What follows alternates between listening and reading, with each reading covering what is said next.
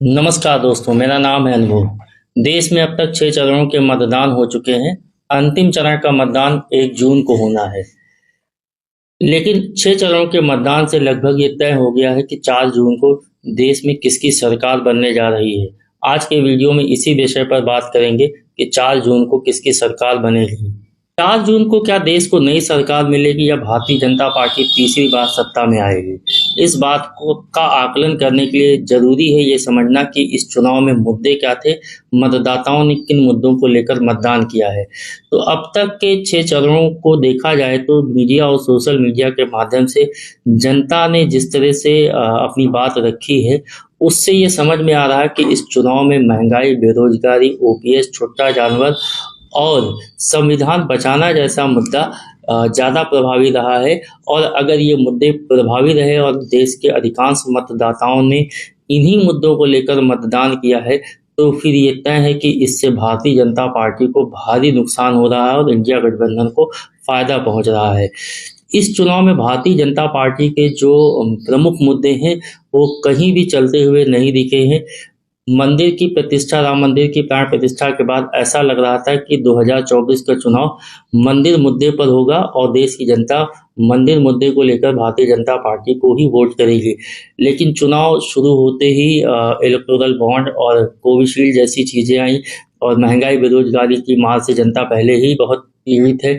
तो इन मुद्दों ने कहीं न कहीं मंदिर मुद्दे को गायब कर दिया। मंदिर मुद्दा चल ही नहीं पाया। इसी तरह भारतीय जनता पार्टी का प्रमुख मुद्दा हिंदुत्व भी इस चुनाव में नहीं चला। उसका बड़ा कारण ये है कि कहा यह जाता है कि दिल्ली की कुर्सी का रास्ता उत्तर प्रदेश से होकर जाता है और इस बार उत्तर प्रदेश में अखिलेश यादव ने जिस तरह से टिकटों का बंटवारा किया है, उससे भारतीय जनता पार्टी के हिंदुत्व के मुद्दे को कहीं भी धार मिलती हुई नहीं दिखी है। अखिलेश यादव ने इस बार यादव और मुस्लिम कैंडिडेट कम उतारे हैं। इस बार उन्होंने अन्य पिछड़ी जाति के लोगों को ज़्यादा टिकट दिया है, जिसमें कुर्मी, पाल, निषाद जैसी बिरादरियां हैं, जिससे ये वो बिरादरियां भी इंडिया गठबंधन के साथ जुड़ी हैं। ये वही बिरादरी हैं, ये वही जातियां हैं जो 2014 और 19 में भारतीय जनता पार्टी को केंद्र की सत्ता दे चुकी हैं। तो चूंकि जब ये इन बिरादरियों को, इन जातियों को रिप्रेजेंटेशन इंडिया गठबंधन के द्वारा दिया गया, तो इन बिरादरियों का एक बड़ा हिस्सा, एक बड़ा वोट इंडिया गठबंधन को मिल रहा है, जिससे कि इंडिया गठबंधन का वोट और बढ़ता दिख रहा है। तो ऐसे में एक तो भारतीय जनता पार्टी के जो प्रमुख मुद्दे हैं उनका न चलना, दूसरी तरफ से इंडिया गठबंधन द्वारा चुनाव को धर्म से उतार कर जाति पर ले आना कहीं न कहीं भारतीय जनता पार्टी के लिए इस चुनाव में नुकसान करता दिख रहा है। इंडिया गठबंधन के टिकट बंटवारे से इंडिया गठबंधन को लाभ हो रहा और भारतीय जनता पार्टी को नुकसान इंडिया गठबंधन के टिकट बंटवारे से तो हो ही रहा। उसके साथ साथ छत्तीस समाज की नाराजगी भी उत्तर प्रदेश और आसपास के राज्यों में काफी भारी पड़ रही है। छत्तीस समाज में एक मैसेज चुनाव से पहले ये गया कि अगर तीसरी बार मोदी जी प्रधानमंत्री बनते हैं, केंद्र में भारतीय जनता पार्टी की सरकार आती है, तो उत्तर प्रदेश के मुख्यमंत्री योगी आदित्यनाथ को हटा दिया जाएगा। इसको लेकर छत्तीस समाज के लोगों में नाराजगी देखने को मिली है। तो छत्तीस समाज या तो वोट डालने ही नहीं निकला है और अगर वो गया है तो उसने इंडिया गठबंधन को वोट किया है। ये भारतीय जनता पार्टी के लिए, खासकर उत्तर प्रदेश जैसे राज्यों में, बहुत नुकसानदेह साबित हुआ है। इसी तरह एक और मुद्दा है जो भारतीय जनता पार्टी को इस चुनाव में सबसे ज्यादा नुकसान दे रहा है, वो है संविधान बदलने की बात।